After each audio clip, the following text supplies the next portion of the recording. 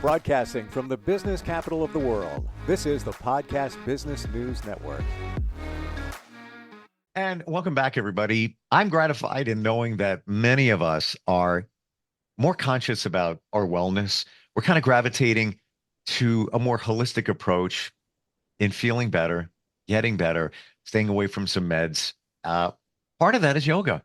And of course, you've heard the word before. You might have some conceptions of what that is, maybe some misconceptions of what yoga is. Now let's go a layer deeper. Soma yoga. What exactly is that? We're going to talk with somebody today and learn all about this life-changing modality. That's amazing. And it can be done in studio, also live stream classes as well. And she's the woman that gets it done. Ann Blackburn is with us today. How you doing? Great. Thanks, Steve. Wonderful to have you here. Tula Yoga and Wellness is your practice, right? It's our yoga studio. My husband Dan and I own Tula Yoga and Wellness, and Tula means balance. I And didn't know in that. yoga and Ayurveda, which is the sister science to yoga, we're always working toward balance. It's amazing how far back this goes in terms of yoga, Ayurveda. Oh my gosh, that lifestyle originated, I don't know, maybe thousands of years ago. I'm not even sure, but that also encompasses diet and so much more. But holistic living. Um, why don't we define yoga first before we go to Soma yoga?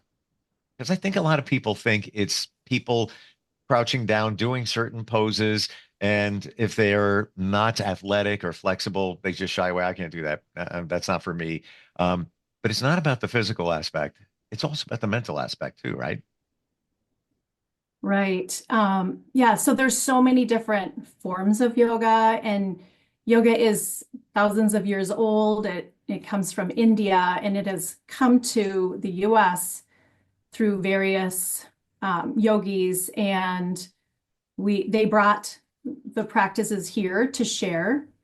And so it's very vast, but we like to think about the whole aspect of yoga. There's the physical. So there's the movement that we do, that I think that's probably what we know most, right? Hmm. That's what we identify yoga with Yep. in the West. And so there's the movement, and that's really important. There's so many aspects of our body that need movement, and we get to use various techniques to support the body. Then there's the breath science, or the pranayama it's called, and the breathing techniques that help to regulate the nervous system. We use those for various things. We might do that to energize, or we might do it to calm. So there's the breath science, there's the philosophy, which is huge. That's a big part of how we live is through the yogic philosophy. There's non-harming and living truthfully, and there's just so many aspects of it that help to uh, lessen our suffering. Really, that's the point of the philosophy and all these practices, is to be able to connect with ourselves, our true self, because we can certainly get very reactive and move away from our true self.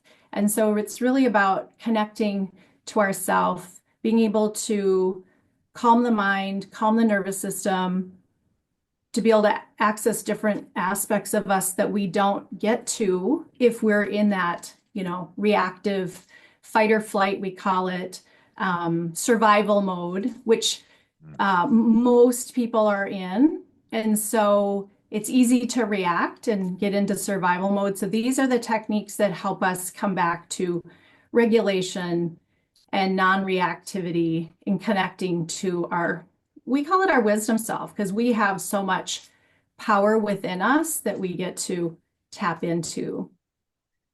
Can you give us like a percentage, the mental, spiritual aspect versus the physical? Would you say the mental part of yoga is, wow, that's more like 60% versus 40, the physical?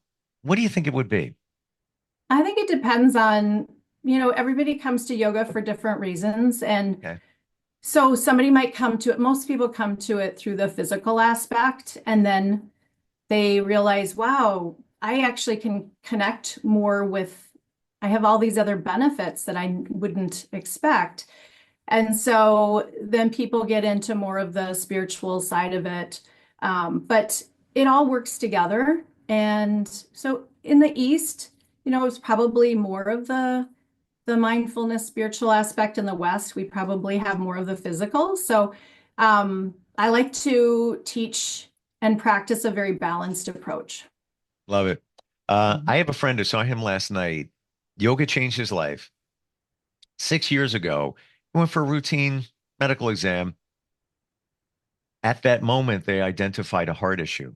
They said, "You're leaving here and going to the hospital." He had emergency surgery on his heart. They found a defect. And what got him through all the recovery of all of that was yoga, And now he practices it morning and night. And then I have another friend. This is a refrigeration repair man. He goes up on roofs, big burly dude. And he goes, "Hey, I'm doing yoga now." I'm like, "You're doing yoga?" "Yeah, I stream it and it's great." Can't even picture him doing it, but that's besides the point. It's made a significant difference in his life, and he had some medical things come up too. I don't think I think we shy away from it because we're afraid. Where I can't do those poses. I'm not. I don't have the dexterity. I can't hold a pose and do all of that. And it doesn't matter, right? Right. So the way we teach is that it's accessible to everyone. That's really our mission, is accessible to all, both physically, and then we also financially, we also do some other supplemental support because we really want it accessible to everyone. So the main thing is that you're able to be successful in the practice, and you don't need to be, I mean, that's really the point, is to get mobility, stability, and strength. And that's what the SomaYoga. So the SomaYoga is a different approach. It uses all those wonderful yoga techniques and practices, but we also add somatics. So somatics is a way for us to release tension in our bodies. So everybody has tension. Do you have tension? 24/7. Yeah.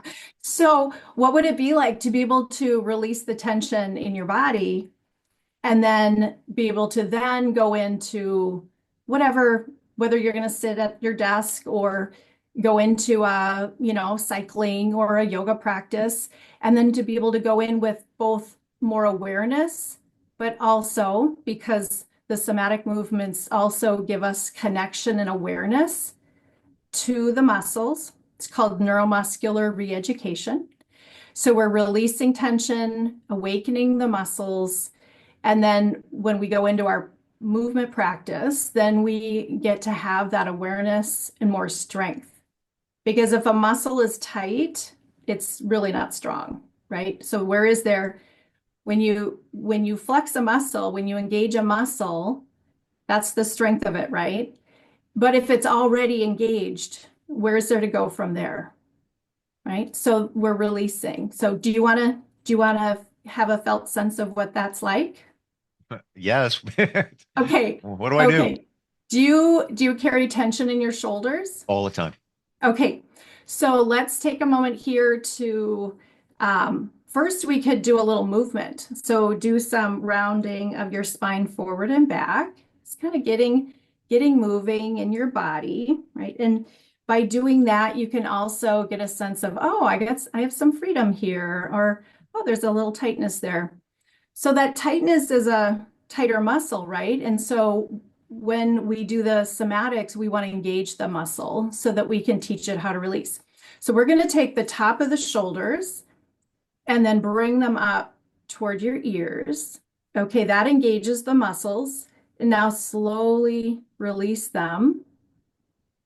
So it's like a really slow release down. And you might feel some little bumpy movements as you come down. It might get a little jagged. Did you feel that? I just feel tightness. Like it's like I want to do Okay, it so again, and just I let's can. do it again. It might take a while, so it takes a while to unwind those muscles. What's happening is, okay, let's slowly release this. You might notice there's a point where it gets a little bumpy. Right there. Yep. So then go even slower through that section. Then when you get to the bottom, take a breath. Let those soften even more. And then you could do that a few more times. You could also go into the side of your neck. So we're not stretching. Do you ever wake up with a tight neck? Like, Mm. like you slept on it wrong? So we tend to stretch it, right? And then it'll actually tighten up. We have something called a stretch reflex. If your muscle's tight and you go try to stretch it, it's protective and it can tighten up and spasm. If you've ever had that experience of a muscle spasming. So we're going to engage it instead. Do you have one side that's tighter than the other? I would say it's this side. Okay, so you'll take your right ear toward your shoulder slightly and then release back to neutral. So your head comes back to neutral, your shoulder relaxes down. You take a breath. So we always take a breath at the bottom so that the muscles have a chance to reset. What's happening is in the brain, it's registered that this tightness is normal. So then they stay that way until we teach them how to release. So now we're going in and now they're saying, oh, is it really okay to let go? And it takes a few times for them to realize, oh, I can actually let go. Okay, so that's the way the somatic movements are. And Thomas Hanna, who developed this movement approach, he developed, there's 8 main movements and there's several more, but the 8 main movements goes through all of the muscle groups, all the different ways of moving to release. And so we use that as a basis for a lot of the movements that we do prior to our asana or poses, yoga poses, or any other movements. So when I go to the gym, I do some of my somatics or SomaYoga before I go to the gym, and then I have more awareness of what Wow. I'm overdoing. Okay, because then the other aspect is adding load a little bit at a time so that our body doesn't batten down and compensate. Because our body's really good at protecting. And if we give it just enough of a load to strengthen the muscle, it can strengthen over time. If you overload yourself, your body battens down. So it's Learning a this lot today, I process. got to tell you. Yeah. And even what you said before about how your muscles think, oh, that's the way you want me to be. So I'm going to stay that way. I'm supporting you because I think that's the way. But no, it's not. You need to basically wake them up and tell them, Right. redirect them. Um, Right. I've often heard that if you're going to do a stretch, that you need to hold it for 30 seconds for it to be impactful. Is that true? We tend to stretch when we're stretching, we tend to have the muscle engaged as we're stretching. So it's active and lengthening versus just a cold stretch. Because, well, first of all, we try to release it first. Then we go into lengthening it, and it feels really different. So when you go into a stretch of a tight muscle, it's most likely going to tighten up, um, or it could actually pull tendons and ligaments that connect to your joints. Um, so if you overstretch, then the muscles can actually react, and there can be some instability for your joints. So what I'd say is if you can release the muscle first and then go into the length of it versus a big stretch. So when people are practicing with us, they don't feel the big stretch because the muscle is released. Okay. Wow. And Mhm. before you go to the gym, you said that you do Mhm. somatic yoga. How much time do you spend doing that? About 10 minutes. Okay. Yeah. And so once you've unwound all the various patterns that your body has accumulated over time, whether it's a injury you had or the way you sit or the way you sleep, um, it also lives in our nervous system. So when we're under stress, our body will actually either pull forward or pull back. And so it depends on how much stress you're under. So we also want to regulate our nervous system, and that's a huge part of where we start is with the regulation of the nervous system, so all of our systems can work better. Where did this start for you? In helping people, yoga in general? So I was 19 and I found a book. I was going through a, a tough relationship. I found a book. I started practicing because back then there weren't, that was a long time ago. Um, there weren't yoga studios around. And so I practiced and it made me feel strong physically, but it gave me confidence and that inner strength. And I was able to get out of the relationship. And that's where it Hmm. started for me. And then I continued practicing through 3 pregnancies, through, really my whole life. And then when I got to, gosh, um, in 2009, I decided to take a teacher training program, and then right away I started teaching full time. Oh, we bought our building, started a yoga studio, and both my husband and I we're in service. That's what we do. We're both yoga therapists, and this is our life. I couldn't imagine not being in service and making a difference, helping people feel better in their bodies and their minds because that's it all works together. Hmm. Yeah. Would you say that this is what gives you and many others clarity? Oh, yes. Yes. In fact, that's an intention I use pretty much every day. Hmm. Clarity and meditation is a really good, the movement, the somatics, the Soma Yoga is a moving meditation. So that's really helpful, but also just being in quiet with nothing coming into all the senses and being bombarded, just taking that little bit of like couple minutes to feel the breath, quiet the mind, and that clears out a lot of excess noise. And it's really important for both the mind and the body. Hmm. In my Mhm. journey, haven't done yoga yet. Mhm. I need to. I know I need to. I'll send you a link after the Oh, I'd after love the that. session. I'd Yeah. love that. Um, but I can say after trying different modalities to really connect with myself and move life forward, being able to connect with your mind is everything, in my opinion. And I won't say that, I'm a deep meditator, but I could be anywhere. I could be in a waiting room at a doctor's office or just waiting for my kid or whatever it might be. And I could just take a second and just like think to myself and get in a zone and just have like crystal clear thoughts on everything, or just no thoughts. But that's a beautiful thing too. But Mhm. once you're able to do that, um, it's a game changer. You agree?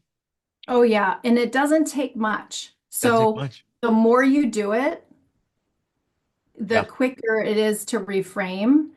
And even if it's something like doing the same, and this is a mudra that we use in yoga, and mudras are a way to, because we're an electrical system, Yep. our bodies are, it's a way to create a closed circuit. And this is for grounding. This particular one is for grounding. So even if it's bringing your hands into a certain position, each time you take a moment to pause, you're going to get there quicker. It's Mm, like it's creating a neural pathway into the frontal cortex of your brain where you get to be in that more present, non-reactive mode. And so you get to create more gray matter in that area. The more you do that, the quicker it is to get there. It's like a path, right? The more you go on one path, the stronger, the clearer it'll be. And so even if you pause for a minute, like you said, and the more often you do that, the less time it takes. What we're talking about, is it essentially meditation? Yeah, I mean, there's Yeah, different, yeah. So quieting the mind, there's lots of different ways to meditate. There's walking meditation, there's moving meditation, there's so many different methods of meditation. And I think the most important thing is that you just have something that works for you, like something to focus on, something to, like you said, you're trying to like even not think of anything, right? So just mm, something to focus on for a while to take yourself away from that kind of constant sure. bombardment, right? Yeah.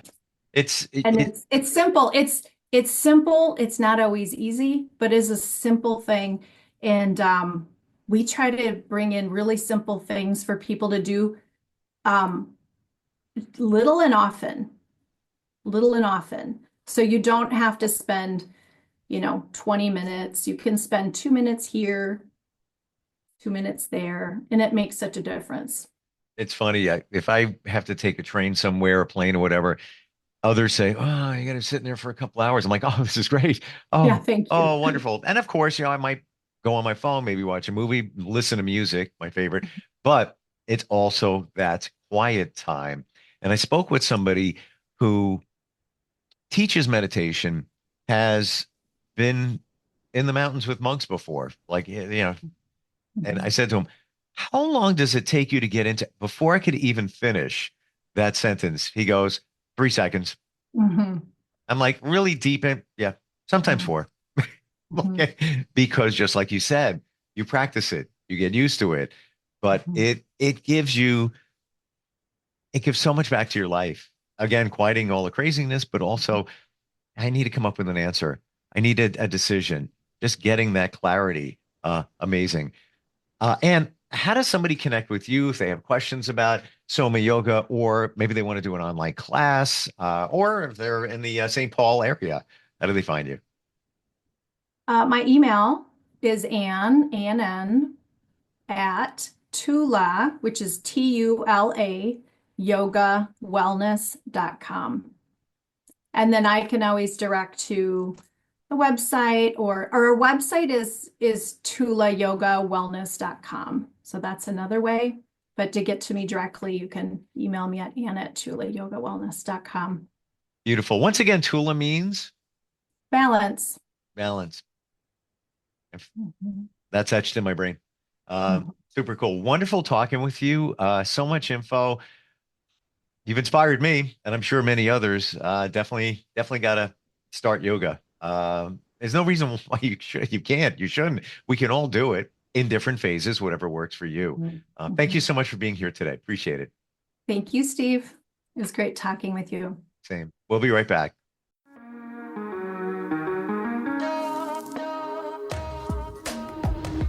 Broadcasting from the business capital of the world, this is the Podcast Business News Network.